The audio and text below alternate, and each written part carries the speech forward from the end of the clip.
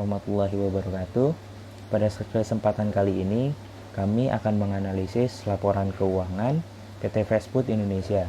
Video ini untuk melengkapi tugas yang diberikan oleh Pak Rizal Mawardi, SEAKMA, selaku dosen mata kuliah Analisa Laporan Keuangan di Perbanas Institute. Sebelumnya, saya akan memperkenalkan diri terlebih dahulu. Nama saya Muhammad Aliansa dengan NIM 1811000032, S1 Akuntansi di Perbanas Institute, dan ini teman saya. Nama saya Safa Al-Muharroma dengan nomor NIM 18110000137. Baik, selanjutnya saya akan memperkenalkan apa itu PT Fast Food Indonesia. PT Fast Food Indonesia bergerak dalam bidang makanan dan restoran. PT Fast Food Indonesia atau yang lebih dikenal sebagai KFC merupakan perusahaan publik yang bergerak dalam bidang retail makanan cepat saji. Perusahaan ini mengoperasikan Kentucky Fried Chicken atau KFC. Perusahaan mulai beroperasi secara komersial pada tahun 1979.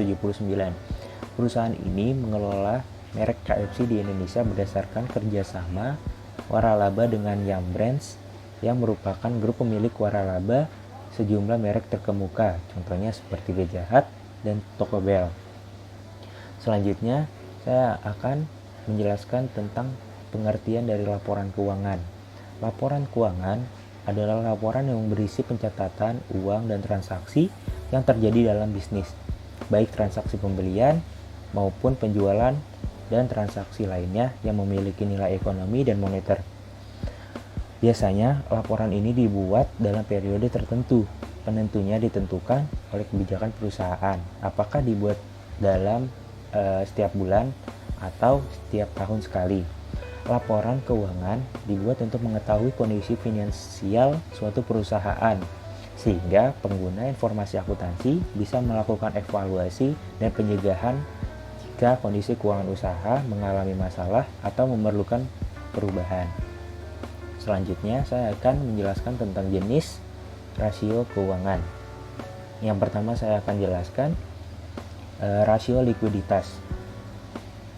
Rasio likuiditas adalah rasio yang mengukur kemampuan perusahaan untuk memenuhi kewajiban utang jangka pendeknya saat jatuh tempo. Rasio ini mengukur kemampuan perusahaan untuk melunasi kewajiban jangka pendeknya.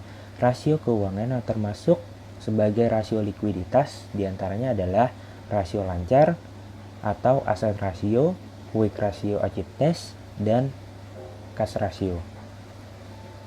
Selanjutnya ada rasio profitabilitas, yaitu rasio yang digunakan untuk mengukur kemampuan perusahaan untuk menghasilkan laba atau profit dari pendapatan atau earning yang berhubungan dengan penjualan, aset, dan ekuitas.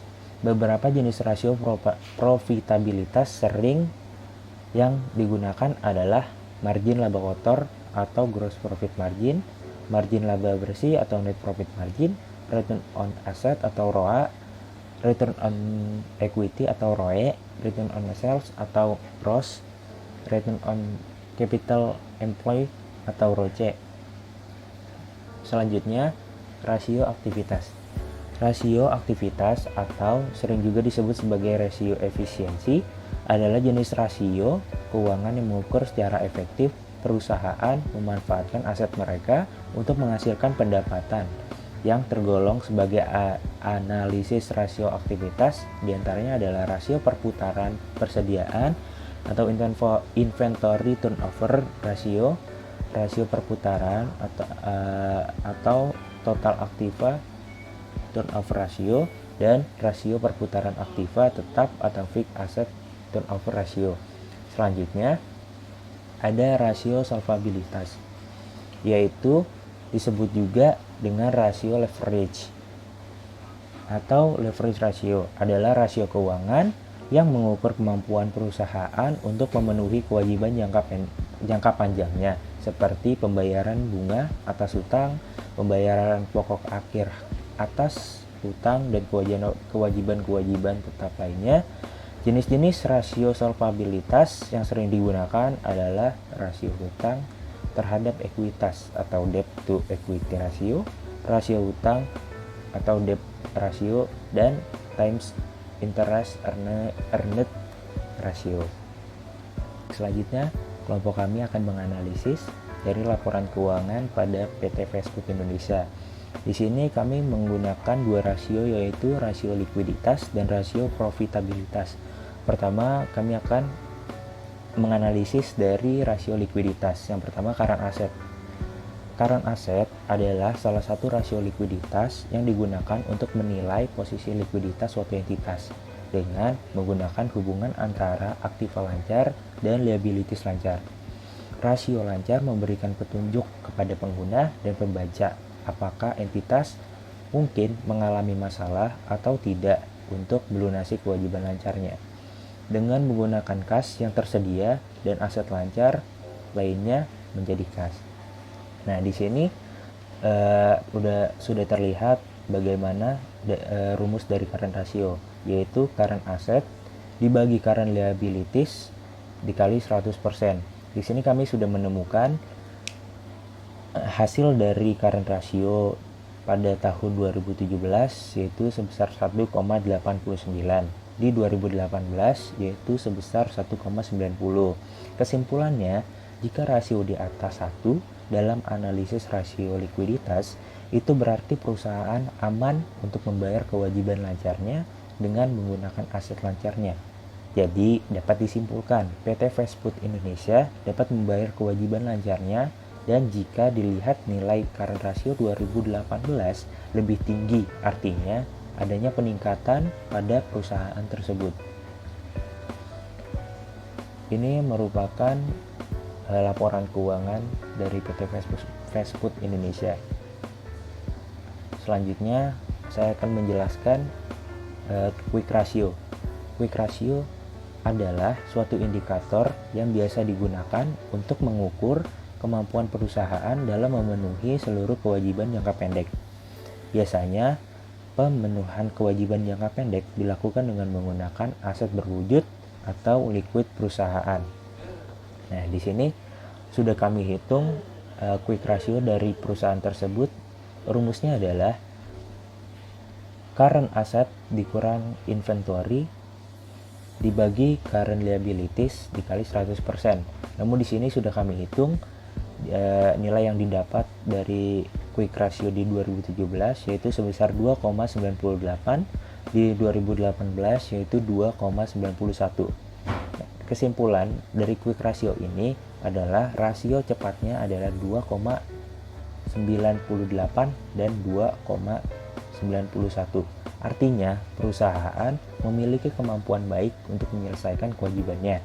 Semakin besar angka rasio cepat, semakin banyak juga aset liquid perusahaan yang digunakan untuk menutupi kewajiban maupun utang jangka pendek. Dan dapat dilihat pada tahun 2017 nilai quick ratio-nya lebih tinggi, yang artinya pada tahun 2018 terjadi penurunan angka quick ratio. Selanjutnya akan dijelaskan oleh teman saya, Safa. Terima kasih. Selanjutnya di sini terdapat gross profit margin atau margin laba kotor. Ini merupakan metrik keuangan yang menunjukkan seberapa efisiensi bisnis dalam mengelola operasinya. Rasio ini adalah rasio yang menunjukkan kinerja penjualan suatu perusahaan berdasarkan efisiensi proses produksinya. Nah, gross profit margin ini adalah ukuran keuangan yang berharga bagi para manajer atau para investor, karena ini menunjukkan efisiensi yang dapat digunakan bisnis untuk memproduksi dan menjual satu atau lebih produk sebelum biaya tambahan dikurangi. Dengan rumus gross profit dibagi net profit dikali 100%. Nah, pada perusahaan ini memiliki gross profit margin yang tinggi dari 0,75, menunjukkan bahwa perusahaan tersebut mampu untuk menjalankan produksinya secara efisien karena harga pokok penjualan relatif lebih rendah, yang artinya perusahaan tersebut memiliki gross profit yang baik, yaitu 19,86 pada tahun 2017 dan 17,64 pada tahun 2018. Namun demikian, dapat diketahui dari nilai tersebut adanya penurunan dari tahun 2017 ke tahun 2018. Selanjutnya di sini ada ROI, yaitu singkatan dari Return on Investment atau bisa diterjemahkan sebagai laba atas investasi. Dalam perhitungan ini, nilai yang dicari adalah persentase keuntungan dari investasi berdasarkan laba keseluruhan dan biaya yang dikurangi. Dengan begitu, bisa diketahui jelas dengan tingkat profitabilitas dari suatu investasi. Nah, dari pengertian tersebut dapat dikatakan bahwa ROI ini berguna untuk mengukur efisiensi dari suatu tindakan investasi. Dengan langkah yang terukur, setiap investasi yang dilakukan akan memiliki resiko kerugian yang minim, serta potensi keuntungan yang akan diperoleh pun dapat diperkirakan. Dengan rumus, return on investment sama dengan net profit dibagi total aktiva dikali 100%. Nah, PT Fast Food pada tahun 2018 ini memiliki tingkat pengembalian investasi yang lebih besar daripada tahun 2017. Hal ini menandakan PT Fast Food pada tahun 2018 memiliki keuntungan dan tingkat efisiensi yang lebih baik. Selanjutnya terdapat net profit margin atau margin laba bersih. Ini adalah rasio profitabilitas yang menyatakan keuntungan dari operasi bisnis sebagai persentase dari pendapatan atau penjualan bersih. Nah, ini memperhitungkan semua biaya yang dihadapi, bukan cuma dari harga pokok penjualan. Dengan rumus net profit margin sama dengan laba bersih dibagi sales dikali 100%. Nah, pada tahun 2018 memiliki persentase lebih besar daripada tahun 2017. Maka dapat dinilai bahwa operasional PT Fast Food Indonesia pada tahun 2018 dinilai semakin baik dalam operasionalnya. Nah, sekian presentasi dari kami, kurang lebihnya mohon maaf. Wassalamualaikum warahmatullahi wabarakatuh.